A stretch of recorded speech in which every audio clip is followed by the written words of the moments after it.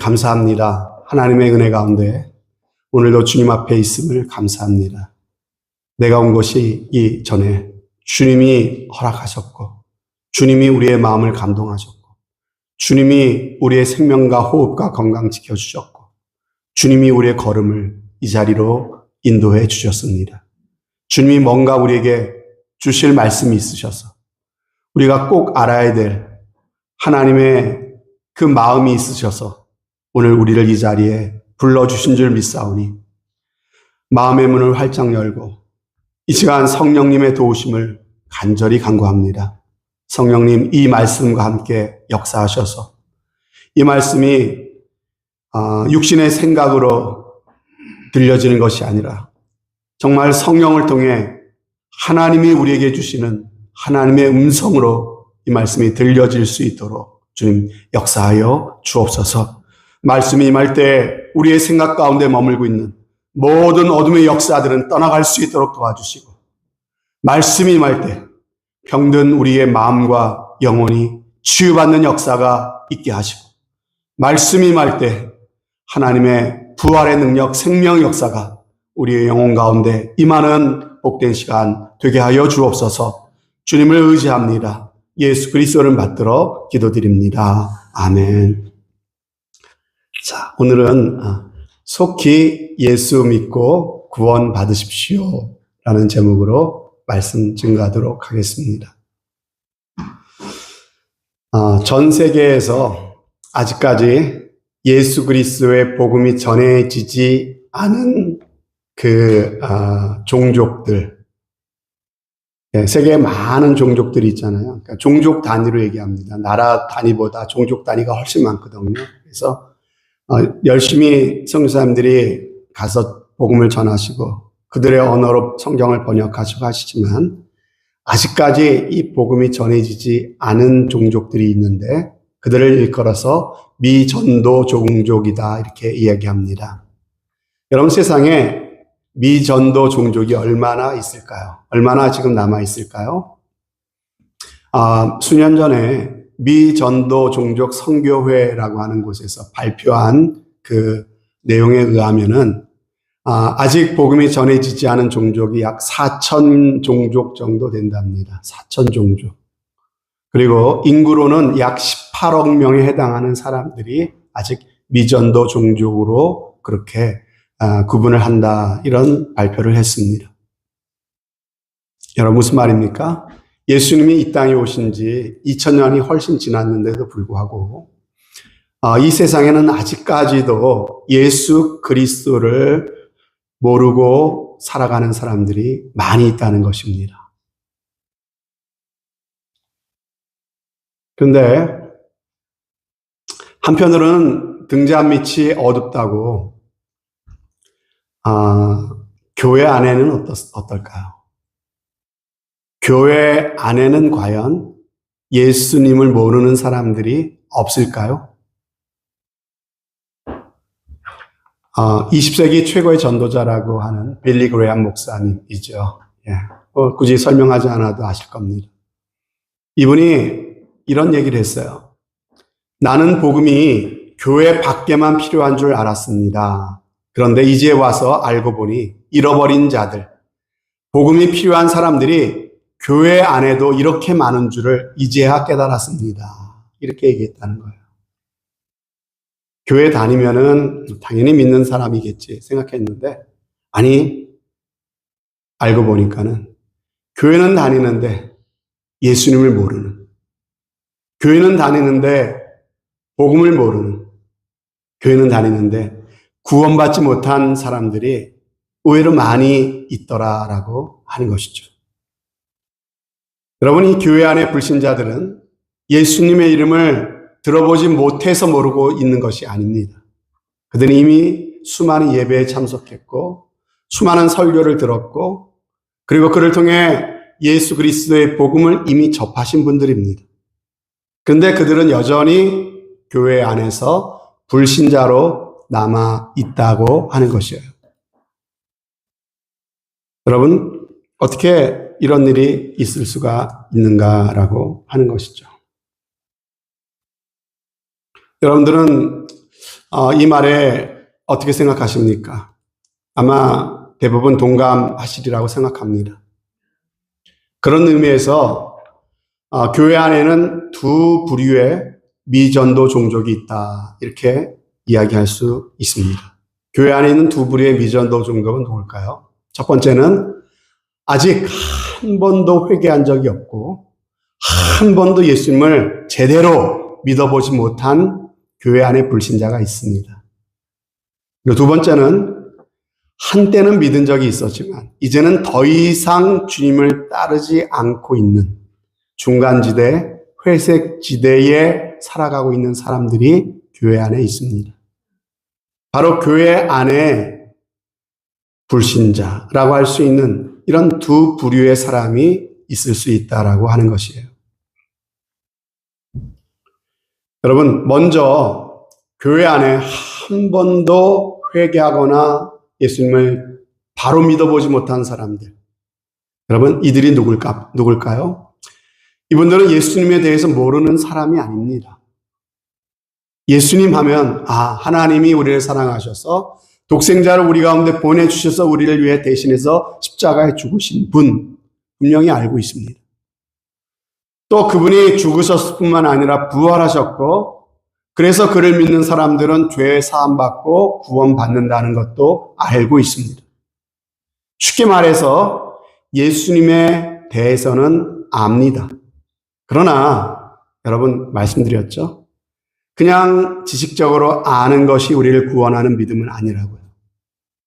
귀신들도 정확하게 이러한 사실들을 알고 있다고요. 그런데 이런 사람들은요, 뭐가 문제입니까?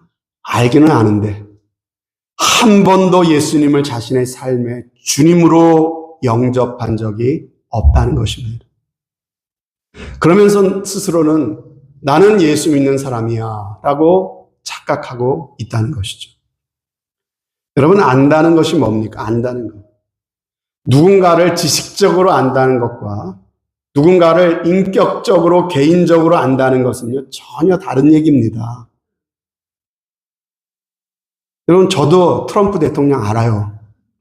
예. 그 사람에 대해 압니다, 저도. 뭐 많이 나오잖아요. 예. 어떤 성격인지, 말투는 어떻게 하는지, 예. 협상은 어떻게 하는지, 예. 어떤 성격이고, 알아요, 다 알아. 그런데 여러분, 제가 그분을 안다고 제가 백악관에 그분이 일하는데 함부로 들어갈 수 있습니까? 여러분, 왜 못 가죠? 실제로는 그분과 나만 아무 상관이 없기 때문에 그래요. 여러분, 내가 누군가를 진짜로 안다는 것은요, 그와 나와 실제적인 관계가 따라야 되는 것이에요. 여러분, 내가 그 사람을 개인적으로, 인격적으로 안다면은 나는 그 사람과 개인적으로 만날 수가 있어야 돼요. 전화 연락을 할 수도 있고 대화도 나눌 수 있는 관계가 돼야 되는 것이에요. 그리고 어떻게 해서든지 실제적으로 삶에 개입할 수 있는 그런 관계가 될 때, 그죠? 내가 힘들고 어려우면은 위로도 받을 수 있고, 좋은 일이 생기면은 함께 소식을 나누며 기뻐도 할 수 있고, 실제적으로 삶의 어떤 삶의 개입이 있을 수 있는 그런 관계. 그래야 우리는 그 사람을 개인적으로, 인격적으로 안다, 이렇게 말할 수가 있다는 것이죠. 그런데 교회를 다니는데 예수님에 대해서 듣기는 많이 들었는데, 그래서 알기는 많이 아는데, 제가 아까 말씀드린 것처럼, 제가 트럼프 대통령에 대해 아는 것처럼 그렇게 예수님에 대해서 알고 있을 뿐, 예수님과 개인적이고 인격적인 관계를 가져보지 못한 그런 사람들이 교회 안에 있다라고 하는 것이에요. 이 사람들이 교회 안에 있는 미전도 종족이다라고 할 수가 있겠습니다. 근데 이분들은요, 웬만하면 교회에 잘 나오십니다. 그중 중에 상당수는 교회를 안 나오죠. 소위 가난한 교인이라 그러죠. 나 하나님 믿어 하는데 교회 안 나오시는 분들 중에 많은 분들이 그런 분들이고요. 또 많은 분들이 교회는 잘 나와요. 매주 되면 습관적으로 교회에 앉아 계십니다. 헌금도 합니다. 어떤 직분을 맡기면 봉사도 하세요. 그런데 그 속에 예수의 생명이 없어요. 예수님과 개인적인 인격적인 관계가 없기 때문에 하나님께 예배하는 이 예배가 뭡니까? 하나님을 만나는 순간이잖아요. 근데 하나님을 만난다는 게 뭔지, 하나님의 음성을 듣는다는 게 뭔지, 하나님의 영광을 맛본다는 게 뭔지 이런 거에 대한 어떤 감각이 없어요. 그러다 보니까는 예배에 나와서 예배는 드리는데 기본적으로 예배를 좋아하지 않습니다. 예배 1시간 드리는 건 그래도 참아주겠는데 이게 30분, 40분 이렇게 길어지면요. 한없이 참으로 짜증이 나고 지겨워져요. 여러분, 이런 분들은 헌금을 드리긴 드리는데 헌금을 드리면서 항상 계산하고 아까워합니다. 봉사를 하긴 하는데 봉사를 하면서도 왜 나만 이렇게 고생해야 되지? 뭐 이런 생각이 들기도 하고 또 내가 열심히 했는데 목사님이 안 알아주고 남이 알아주지 않으면요. 굉장히 마음이 서운한 경우도 생깁니다. 왜요? 하나님과의 어떤 관계 속에서 하나님을 예배하게 되고 헌금도 거기서 헌금이 나와야 되고 그런 관계 속에서 우리가 봉사할 수 있는 사람이 되어야 되는데 그게 없이 그냥 하다 보니까는 이런 문제가 생기는 거죠. 이런 분들은 무엇으로 살까요? 하나님은 당장 눈에 보이지 않으니까, 느껴지지 않으니까 하나님을 의식할까요? 사람을 의식할까요? 하나님보다 사람을 의식하게 되는 거죠. 당연히 그렇게 되지 않겠습니까? 그 영은 거듭나지 못한 영이기 때문에 영이 거듭나지 못하면 그 사람은 어떻게 삽니까? 영으로 못 삽니다. 육으로 살아요, 육으로. 예배를 드리는데 육으로 예배를 드려요. 신앙생활을 해도 육으로 신앙생활을 하는 겁니다. 모든 것을 보고 판단해도 육으로 보고 육으로 판단하는 거예요. 들어도 육으로만 들어요. 그러니까 듣고 싶은 것만 듣고 말하고 싶은 대로 말하면서 그냥 사는 거예요. 거듭나지 못했기 때문에. 그래서 성경은 뭐라고 말합니까? 육신과 마음이 원하는 것을 따라 살아가는 것이 하나님과 원수되는 것이라고 성경은 가르치잖아요. 그것이 죄라고 말씀하셨잖아요. 죄를 지으며 여전히 죄 가운데 죄의 열매를 먹으며 살아가고 있는 거예요. 교회를 다니면서도. 여러분, 이정훈 교수님이라고 하는 분, 이분이 지금은 안수를 받고 목사님이 되셨어요. 근데 이분은 원래가 아주 골수 불교도였습니다. 왠지 불교도처럼 생겼잖아요. 골수 불교도. 그리고 불교도일 뿐만 아니라 기독교를 굉장히 싫어했고 혐오했던 사람이에요. 그래서 이분이 종교자유정책연구원이라고 하는 기관을 만들었어요. 이게 뭐 하는 기관이냐면요. 조직적이고 정책적으로 기독교를 분쇄시키는데 앞장서는 그런 기관이었어요. 이 기관을 만들 정도로 골수 안티그리스도인이에요. 안티그리스도인. 근데 이분을 하나님이 사랑하셨어요. 하나님께서 만나주셨어요. 주님을 만나고 자신의 지난 삶이 잘못되었음을 깨닫고 나서 그가 예수 믿고 거듭났습니다. 그러고 나서 이분이 뭐라고 고백을 하고 간증을 하냐면요. 예수님을 내가 만나기 전에는 세상 모든 게 다 삐뚤게 보였대요. 온통 때려 잡을 것밖에 안 보이고 뜯어 고칠 것밖에 없고 뒤집어 엎을 것밖에 없는 것이죠. 끌어내릴 것밖에는 보이지 않았대요. 그런데 주님을 만나고 나니까 이런 생각이 사라지고 모든 것들을 바라보는 자신의 시각이 완전히 달라졌다는 것이죠. 여러분, 모든 게 달라졌대요. 세상 만물이 다 아름답게 보이더래요. 다 뜯어 고치고 이놈의 세상, 이런 생각이었는데 세상이 아름답게 보이더래요. 모든 일이 다 감사로 해석이 되더래요. 그리고 그 심령에 누구도 빼앗아갈 수 없는 기쁨이 샘솟더라고 하는 것입니다.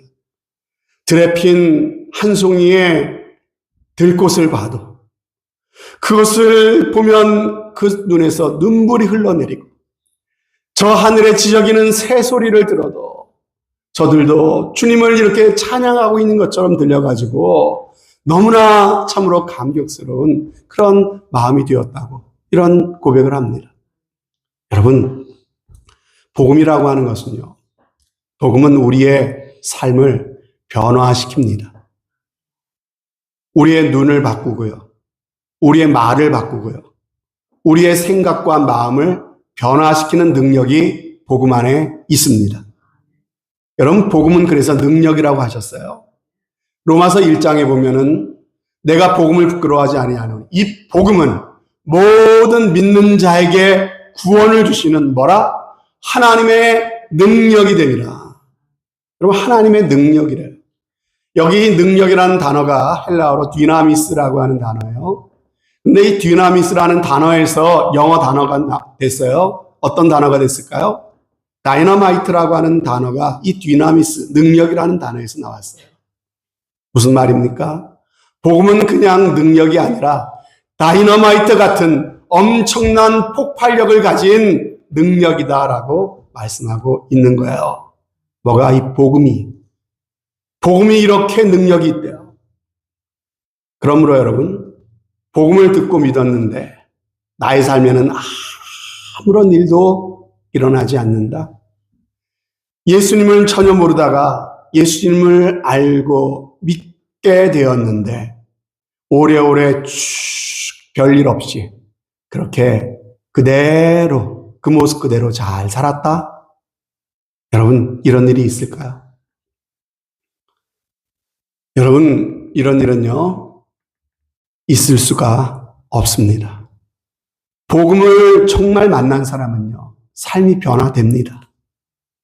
바울처럼 급작스럽게 180도 바뀌는 사람이 있는가 하면은요, 디모데처럼 서서히 바뀌어 가게 되는 것이에요. 복음을 만난 사람은요, 주님을 따르게 됩니다. 그리고 주님 앞에 자신의 삶을 아름답게 드리게 되어 있습니다. 왜요? 복음은 능력이기 때문에. 복음은 우리의 삶을 하나님께로 이끌고 하나님 보시기에 참으로 기뻐하시는 삶으로 우리를 변화시키기 때문에 그렇습니다. 여러분, 복음은 오늘도 믿는 자에게 구원을 주시는 하나님의 능력이라는 사실을 꼭 믿으시기를 바랍니다. 그렇다면 여러분, 중요한 것은 우리가 정말 믿는가라고 하는 것입니다. 자, 좀 졸린 사람이 있으면 옆에서 좀 도와주세요. 예, 중요한 것은 우리가 정말 믿는가라고 하는 것이죠. 여러분, 한번 자신을 점검해 보세요. 이 잣대를 가지고 다른 사람 판단하지 마시고 그럼 내 자신을 보시기 바랍니다. 나의 삶에는 예수 믿은 변화된 증거가 있는가? 거듭난 증거가 있는가? 아무리 곰곰이 생각해보고 고민해봐도 나는 예수 믿기 전이나 믿은 후나 달라진 게 아무것도 없는 것 같은데, 여러분, 오늘 말씀을 통해서 여러분 자신에게 도전하시기 바랍니다. 나는 과연 예수 그리스도를 정말 제대로 믿었는가? 혹시 믿는다고 착각하고 예수님을 알기는 알았지만 그분을 나의 주님으로 내가 모셔드리고 영접하고 그래서 예수 그리스도를 정말로 내가 믿은 그 믿음의 그런 근거, 흔적이 나에게 과연 있는가? 여러분, 혹시 나는 예수님을 믿었는데 내 영혼이 지금 심각한 병에 들려 있으면 또 그럴 수 있죠. 믿지 않는 사랑과 구별되지 않는 그런 모습이 내 영혼이 지금 심각한 병에 들어서 그럴 수도 있어요. 어떤 사람들은 예수 믿으라고 그러면은 주로 하는 얘기가 뭡니까? 나중에 믿겠대, 나중에. 언젠가 믿겠대요. 무슨 얘기입니까?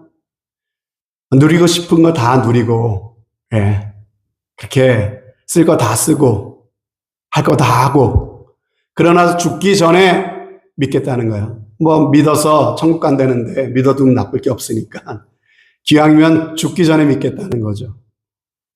그런데 여러분, 나중이라는 시간은 우리가 보장할 수가 없습니다. 왜 그럴까요?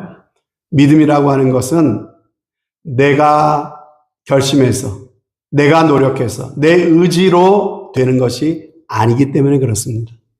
될지 안 될지 개런티가 안 돼요. 그러니까 나중에 믿겠다는 사람은 굉장히 위험한 도박을 하고 있는 겁니다. 이 믿음은 나로 말미암는 것이 아니라 하나님의 은혜야. 은혜라고 말씀하시죠. 그래서 에베소서 2장에 보면은 너희가 그 은혜를 인하여 믿음으로 말미암아 구원을 받았나니 이것이 너희에게서 난 것이 아니라 하나님의 선물이라 그랬잖아요. 은혜가 먼저래요. 이 은혜가 있어야만 우리의 마음에 믿어지는 거예요. 여러분, 은혜가 없으면 절대 믿어지지 않습니다. 믿어야지 아무리 애를 써도 의심과 불신이 더 크게 자리 잡지 믿음이 생기지 않아요. 하나님이 이 은혜를 선물로 주셔야 비로소 믿어지는 거예요. 그러므로 죽기 전에 믿겠다고요. 여러분, 내가 믿고 싶어도 못 믿습니다. 하나님이 허락하지 않으면 아무도 믿을 수가 없어요. 내 마음껏 살다가 내가 원하는 타이밍에 나는 회개하겠다고요? 누구 맘대로. 여러분, 회개도 마찬가지. 하나님이 회개하게 하셔야 회개가 되는 것이지. 여러분, 그렇지 않으면 누구도 회개에 이를 수가 없습니다. 그러므로 언제 우리가 참으로 회개해야 됩니까? 언제 돌이켜야 됩니까? 바로 지금. 나중에 언젠가 회개하고 바로 믿어야지. 여러분, 그렇게 하지 마시고요. 오늘 바로 지금 이 자리에서 하나님 앞에 회개하시고 결단하시고 하나님의 은혜를 구하시는 귀한 은혜가 있으시기를 바랍니다. 이런 이야기를 들으면 어떤 분들은 그래요. 자기도 답답하대요. 나도 좀 믿고 싶은데 자기가 믿음 없는 줄 알거든요. 근데 교회 다니면 믿음이 오겠지 그랬는데 이게 잘 안 온대요. 교회 좀 다녀봤는데 나름대로 열심히 다녔는데 근데 믿음이 안 생긴대요. 그러니까 자기도 답답하다는 거죠. 그러면서 이렇게 교회 다니다 보면 언젠가는 뭐 어떤 계기가 있겠지 하는 마음으로 그냥 교회 오시는 거예요. 여러분, 냉정하게 말씀드리면 그런 분은 뭐가 문제일까요? 아직 진짜로 믿고 싶지 않은 거예요. 정말 믿음의 갈망이 그 마음에 없어요. 막연하게 그냥 믿었으면 뭐 좋겠지. 아니면 말고지. 그 정도지. 딱 그 정도지. 정말 내가 믿어야 되겠구나. 내가 정말 믿지 않으면 나는 정말 가망이 없구나. 이런 안타까운 마음으로 믿고자 하는 마음은 아직까지 그 마음이 없어요. 여러분은 정말 믿어보기 위해서 뭐를 해보셨습니까? 우리가 반드시 알아야 될 건 이겁니다. 우리가 정말 주님을 믿고 싶어 한다면 하나님의 은혜가 아니면 안 되겠구나. 하나님의 은혜만이 나의 유일한 소망이구나. 하나님의 은혜를 구합니다. 이런 마음으로 우리가 하나님께 나오면요. 하나님은 반드시 그 영혼을 만나 주십니다. 그 은혜를 베풀어 주세요. 여러분, 그래서 예수님께서 우리에게 그렇게 말씀하신 거예요. 세상에 돈 많은 사람이 행복한 것이 아니에요. 세상에 성공한 사람이 행복한 것이 아니라 가장 복된 사람이 누구라고요? 마음이 가난한 사람이 가장 복되다라고 예수님 말씀하셨어요. 마음이 가난한 자에게 천국이 저들의 것이 될 것이다. 이렇게 말씀하셨잖아요. 이 말씀처럼 우리가 간절히 사모하고 바라는데 하나님께서 넌 안 돼라고 내치시는 법은 없어요. 아무리 죄를 많이 지는 죄의 장아찌라 할지라도 간절히 하나님의 은혜를 사모하고 주님 앞에 나오는 영혼을 하나님은 결코 내치시는 분이 아니시다라고 하는 것이에요. 문제는 우리 마음에 갈망이 없다는 것이 문제죠. 여러분, 다시 말씀드립니다. 내게 믿음이 아직까지 오지 않는 것은요, 내가 아직 간절하지 않아서입니다. 그 얘기를 다른 말로 하면요, 아직까지 내 마음이 교만한 거예요. 아직까지도 살만하다는 것이죠. 누구 없이? 하나님 없이도. 하나님 없이도 내가 살만하다고 스스로 마음 한켠에 믿고 있으니까 갈망하지 않는 거예요. 그러니까 아직도 내가 내 안에 주인 노릇하고 있죠. 내 안에 내가 가득해서 내가 주인 되어 살아가는 삶이 그냥 살만한 겁니다. 이걸 바꾸고 싶지 않은 거예요. 여러분, 예수님을 믿는다는 것은 예수님이 나의 죄를 대신해서 십자가에 죽으시고 부활하신 하나님의 아들이시라는 사실을 알고 믿고 인정할 뿐만 아니라 그걸 아는 것은 귀신도 안다니까요. 거기서 한 걸음 더 나가야 되는데 바로 나를 위해 죽으시고 부활하신 그 예수님을 누구로? 나의 주님으로, 내 삶의 주인으로 그분을 모셔드리는 거예요. 이게 예수님을 믿는 것입니다. 이것이 예수님을 영접하는 거예요. 그러므로 예수님을 바로 믿기 위해서는 반드시 통과해야 되는 문이 있는데 그것은 바로 회개입니다.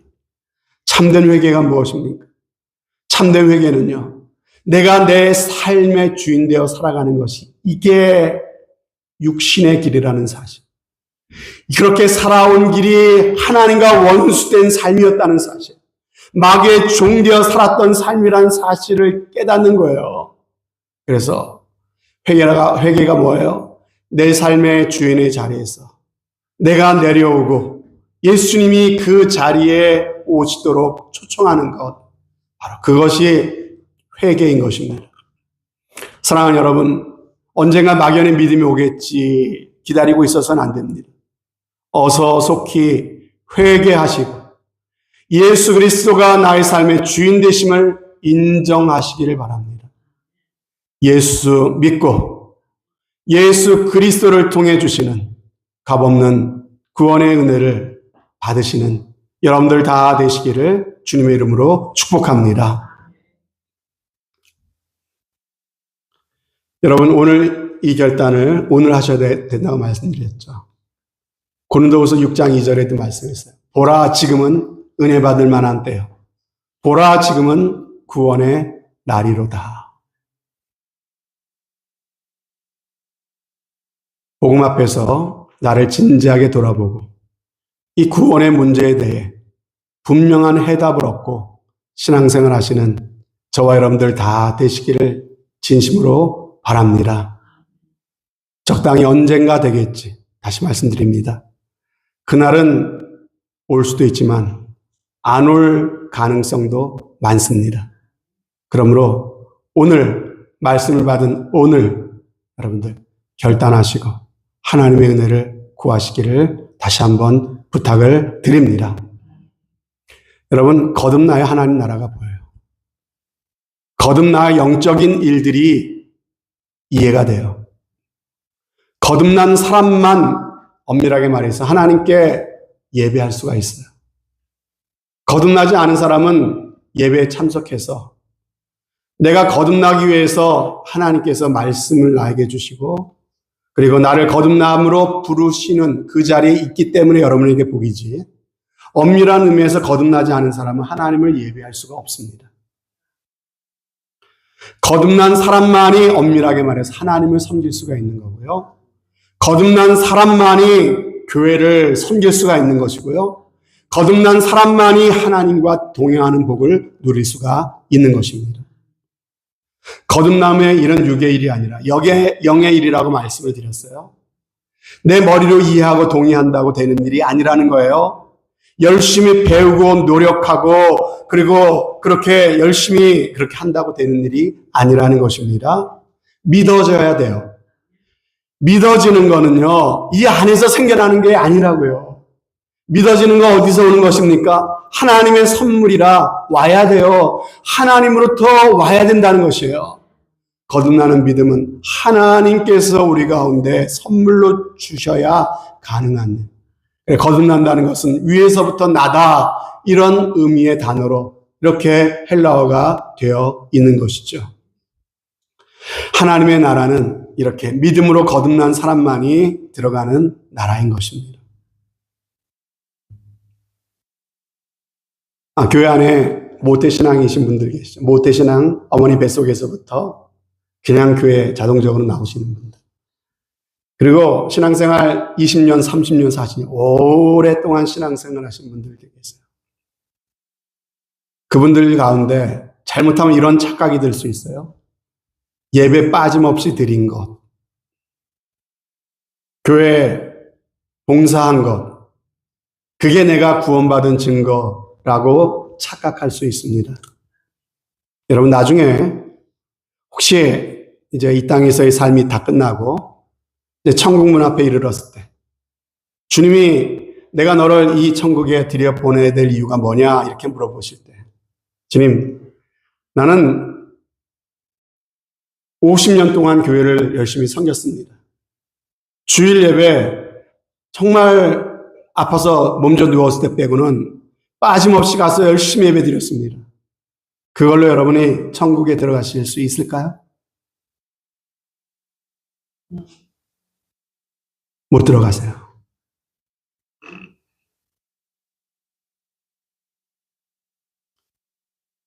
예수 그리스도를 여러분이 나의 인생의 주님으로 영접했다고 하는 그 고백만이 여러분들이 천국으로 들어갈 수 있는 유일한 근거가 되는 줄로 여러분들 믿으시기를 바랍니다. 그러므로 우리의 신앙생활이 구원받기 위해 예배 참석하고 구원받기 위해 열심히 봉사하고 헌금하고 하는 게 아니에요. 예수님을 모시고 나의 주님으로 모시고 내가 주인 되지 않으려 날마다 나를 부인하고 예수님이 원하시는 삶을 살아가려고 주인 되시는 주님을 따르려고 하는 것, 이것이 바로 신앙생활의 본질인 줄로 믿습니다. 그렇게 살아야 우리의 평생, 우리의 신앙생활이 잘못되지 않는 하나님이 원하시는 그러한 삶이 되는 줄로 믿습니다. 여러분, 예수님은 이 땅에 종교인들을 부르러 오지 않으셨습니다. 잃어버린 양들을 찾아오셔서 그들을 구원하시고 하나님의 자녀 되게 하시고 그들에게 영원한 생명을 주시고 이 땅에서도 풍성한 삶을 살게 하시기 위해서 예수님이 우리 가운데 오셨습니다. 누가 그 예수님을 믿어 하나님의 자녀가 되고 풍성한 삶을 살 수 있겠습니까? 오늘이라고 하는 이 시간 속에서 이 기회를 그냥 버리지 마시고 정말 예수 그리스도가 나의 주님이라고 하는 분명한 고백이 내 가운데 아직까지 없다면 하나님의 은혜를 구하고 여러분의 입술을 열어 예수님이 나의 주인 되심을 고백하시는 귀한 은혜가 있으시기를 바랍니다. 교회 안에 두 번째 미전도 중동도가 있다고 그랬어요. 과거에 예수를 믿었던 경험이 있는 사람들, 한때는 정말 주님의 사랑에 감격했어요. 구원의 은혜에 감사했던 사람들입니다. 그런데 세월이 지나다 보니까 그 기쁨과 감격이 온데간데 없이 다 사라져버렸어요. 그리고 살아가는 모습을 보니까 더 이상 회개하는 모습이 없어요. 주님을 따르고자 하는 순종도 없습니다. 그냥 믿지 않는 사람처럼 살아가고 있는 그러한 사람들이 교회 안에 있을 수 있다는 것이죠. 다시 말씀드리지만 예수 믿는다는 것은 지식적인 동의가 아니라 그랬어요. 예수 믿는다는 것은 주님께 나를 맡기고 주님을 따르는 거예요. 그러니까 믿음과 순종은 다른 게 아닙니다. 이게 함께 가는 것입니다. 예수님을 믿는데 순종할 수 없다? 그건 안 믿는 거예요. 예수님을 믿는데 예수님을 따르지 않겠다? 나는 내가 원하는 대로 살겠다? 예수님을 안 믿는 거예요. 여러분, 신앙의 중간지대라는 없습니다. 차든지 덮든지, 믿든지 믿지 않든지, 따르든지 따르지 않든지 둘 중에 하나여야 됩니다.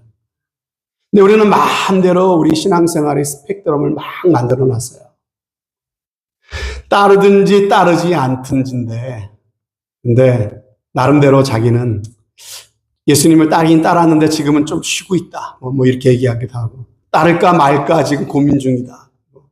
그리고 따르다가 잠시 지금 시험에 들어서 좀 넘어져 있다. 뭐 여러 가지 온갖 건들을 만들어서 예수님을 따르지 않는 것들을 합리화하고 핑계를 대려고 그래요. 여러분, 우리가 정말 예수님을 따랐다면 어떻게 오늘날 교회 안에서 일어나고 있는 이런 말도 안 되는 일들이 일어날 수 있겠습니까? 여러분, 한때 한국교회에서 스타 목사님으로 참 한창 떴던 차세대의 정말 각광받는 목사님이 계셨어요. 수많은 책이 나왔고 청년 사역으로 크게 성공하신, 누구나 이름만 대면 알 수 있는 분입니다. 근데 이분이 어떤 일을 벌였습니까? 목양실에서 여성들을 불러가지고 안마를 시키면서, 그리고 부적절하고 그렇게 음란한 행위를 한 그런 일이 문제가 되어서 그 교회에서 사임을 하게 됐습니다. 이제 더 안타까운 것은 그 목사님은 제대로 된 회개나 피해를 당한 성도들에 대한 사과를 하지 않았어요.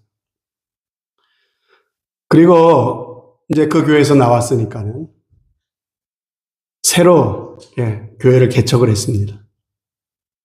근데 워낙 말씀을 잘 전하니까 금방 또 사람들이 모여들어서 또 제법 큰 교회가 됐습니다. 참 안타까운 일이죠. 또 어떤 교회에서는 새벽 기도회까지 수십 년 동안 한 번도 빠지지 않는 어떤 신실한 장로님이 계셨는데, 이분이 그렇게 새벽 예배도 빠지지 않고 오시니까 목사님이 이제 신임을 하셔서 재정부장을 맡겨주셨어요. 그런데 재정부 일을 하면서 교회 헌금에 손을 대고 횡령을 하셨습니다. 여러분, 물론 그래서는 안 되지만 우리가 다 약하지 않습니까? 너무 어려워서 순간적인 유혹을 이기지 못해서 그래서 한두 번 그럴 수는 있어요. 물론 그러면 안 됩니다. 하지만 우리가 약하니까 넘어질 수 있어요. 거기까지는 우리가 인정하자고요. 그런데 10수년간을 그렇게 계속해서 횡령을 하셨다는 거예요. 이걸 어떻게 설명할 수 있겠습니까? 그 장로님 과연 구원받은 사람 맞습니까? 여러분, 더 기가 막힌 것은 자꾸 헌금이 없어지니까 재정부원들이 먼저 다 알 거 아니에요? 근데 아무런 얘기가 없어요. 왜 그럴까요?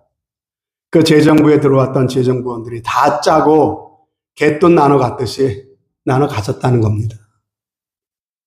여러분, 어떻게 이런 일이 있을 수가 있습니까? 정말 이해 안 되는 일들, 이것 말고도 예를 들려면 찾아보면 얼마든지 있습니다. 여러분도 정말 온갖 얘기 다 들어보지 않으셨습니까? 이런 얘기들이 멀리 있습니까? 여러분, 우리 멀리 있는 얘기만 아니에요. 우리 가까이도 있는 일입니다. 여러분, 꼭 멀리 남 얘기할 거 아니라 나는 어떻습니까? 나는 과연 믿는 사람답습니까? 과연 나는 믿는 사람답습니까? 여러분, 이분들이 하나님 몰라서 그랬을까요? 새벽 예배 안 빠졌다니까요. 충성을 인정받아서 재정부까지 맡았다니까요. 목사 한 수까지 받고 강단에서 거룩을 설교했다니까요. 그런데 그의 삶을 들여다보니까 뭐가 없습니까? 뭐가 없습니까? 회개가 없어요. 회개가. 순종이 없어요. 순종이. 예수님이 나의 주님이시라는 사실을 잊지 않고 자꾸만 주인 노릇하려고 하는 나를 십자가에 못 박고 회개하는 회개가 없고, 예수님이 나의 주인이시기 때문에 주님의 뜻이라면 내가 따르겠습니다. 예수님을 따르는 순종이 없어요. 이만하면 신앙생활 괜찮은 것 아니야. 스스로 그렇게 속이면서 그렇게 살아가고 있는 사람이 우리 가운데는 없습니까? 여러분, 들키지 않으면 괜찮은 걸까요? 아니요, 결국 모든 것은 다 드러나게 되어 있습니다. 사람은 보지 못할지라도 하나님 모든 것을 다 보고 계시고 듣고 계십니다. 우리가 이 땅에서 꼬리가 잡혀 드러나든지 아니면 하나님의 심판대 앞에서 반드시 드러나게 된다는 것입니다. 오늘 말씀 앞에서 내가 자신이 없다면 정말 하나님께서 여러분들을 괴롭게 하시려고 저를 통해 이 말씀을 주시는 것이 아니라 단 한 사람이라도 구원받지 못한 사람이 있다면 그 사람이 구원받는 하나님의 자녀가 되게 하시려고 오늘 이 말씀을 듣게 하시는 줄로 믿으시고 바로 그 한 사람이 내가 아닌가 그 말씀을 나에게 적용하시고 하나님 말씀 앞에 결단하시는 귀한 은혜가 꼭 있으시기를 주님의 이름으로 축복합니다. 여러분, 회개가 뭡니까? 자수하는 거죠. 내가 죄인인 것을 고백하고 예수와 함께 십자가에 못 박혀 죽기로 결단하는 거예요. 내가 죽어야, 그리고 예수님이 내 안에 사셔야 그래야 죄를 이길 수가 있는 것이지. 예수님은 내 안에서 철저히 무시되고 나 옛사람으로 자꾸 살면요, 우리가 행하는 모든 것들이 죄가 될 수밖에 없습니다. 여러분, 우리가 분명히 기억할 것은 우리가 멸망하는 것은 이 땅에서 죄를 많이 지어서 멸망하는 게 아니에요. 왜 멸망하게 되는 겁니까? 회개하지 않아서 멸망하는 겁니다. 하나님은 누구도 멸망치 않고 영생을 얻기를 원하십니다. 지금은 누구에게나 이 회개의 기회가 열려 있어요. 은혜의 때요, 자비의 때입니다. 누구든지 하나님께로 돌이킬 수 있도록 하나님께서는 심판을 유보하고 계시고요. 누구든지 예수 그리스도 이름 앞에 나와 그분 앞에 자신의 죄를 회개하고 예수님이 나의 구주라고 고백하고 하나님의 은혜를 구하면 하나님께서 얼마든지 그 영혼을 긍휼히 여겨주시고 구원해 주시는 은혜의 때라고 하는 것입니다. 그러므로 더 늦기 전에 돌이키시기 바랍니다. 이제 주님 곧 다시 오신다고 하시는데 속히 예수 믿으시기 바랍니다. 믿고 있다고 생각했던 그 가짜 신앙이었다면 그 신앙에서 벗어나서 진짜 신앙으로 돌아오시기를 바랍니다. 지금까지 한 번도 예수님을 인격적으로 만나보지 못한 분이 계시다면 예수님을 믿어 구원 얻고 그 영생과 풍성한 삶을 누리는 자리에 나오시기를 진심으로 바랍니다. 하나님이 그렇게 해주실 것입니다. 하나님의 은혜를 구하십시오. 여러분, 누가 우리를 죄의 저주에서 건질 수 있겠습니까? 누가 우리를 종교의 사슬에서 건져낼 수 있겠습니까? 오직 예수 그리스도. 내 노력이 아닙니다. 내 결단이 아닙니다. 오직 예수 그리스도. 하나님의 선물 예수 그리스도. 그 예수 그리스도의 이름을 끝까지 믿음으로 붙드시는 저와 여러분이 되시기를 바랍니다. 소경 바디메오는 예수님이 식단한 이야기를 듣고 예수님께 나왔습니다. 다윗의 자손 예수여, 나를 불쌍히 여겨 주십시오. 소리를 높여 외쳤습니다. 주변의 제자들이 조용하라고 나무랬습니다. 그럼에도 아랑곳하지 않고 더 큰 소리로 다윗의 자손 예수여, 나를 불쌍히 여겨 주십시오 라고 외쳤습니다. 이 바디메오처럼 주님의 이름을 부르시기를 바랍니다. 혈류증을 앓던 여인이 군중 사이를 헤치고 나가서 마침내 예수님의 옷자락을 붙잡았을 때 그 몸의 혈류의 근원이 깨끗하게 치유된 것처럼 여러분 가만히 계시지 마시고 예수님을 찾고 그분의 옷자락이라도 붙잡는 여러분들 되시기를 바랍니다. 개들도 주인의 상에서 떨어지는 부스럭이라도 주워 먹지 않습니까? 예수님의 말에 참으로 기분 나쁠 만도 한데 시험 들지 않고 오히려 주여 부스럭이라도 줬사오니, 부스럭이 은혜라도 줬사오니 나를 불쌍히 여겨달라고 했던 수로보니게의 여인과 같이 참 주님 앞에 가난한 마음으로 나올 수 있는 저와 여러분들 꼭 되시기를 바랍니다.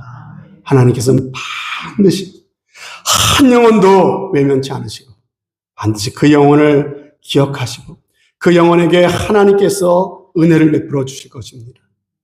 과연 예수님이 나의 주님이시구나, 이 사실을 깨닫고 참된 회개와 거듭남을 통해 진짜 예수 믿는 구원받은 하나님의 자녀가 되게 하실 줄로 믿습니다.